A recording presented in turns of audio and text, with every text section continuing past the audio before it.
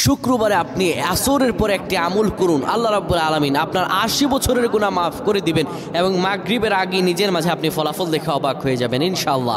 এটি আমি হলফ করে বলতে পারি। ও ইমানদার গণেরা, তোমাদেরকে যখন জুমার আজান দিয়ে ডাকা হয় ফাসআউ ইলা যিকরিল্লাহি ওয়া দারুল বাই, কেনাবেচা বন্ধ করে দাও, জুমার আজানে শামিল হয়ে যাও, মসজিদে চলে যাও, এটাই তোমার জন্য উত্তম। ইন কুনতুম তা'লামুন, যদি তুমি জানো। এত ফজিলত আল্লাহ রাব্বুল আলামিন এই জুমাবারে দান করেছেন।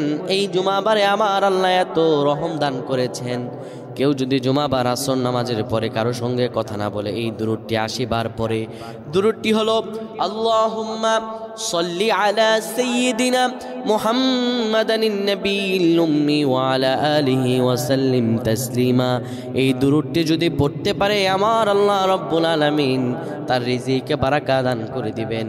তার ৮০ বছরের নফল গুনাহগুলো আল্লাহ রাব্বুল আলামিন, সগীরা গুনাহগুলো আমার আল্লাহ রাব্বুল আলামিন মাফ করে দিবেন, তার নফল আমলগুলো কবুল করবেন।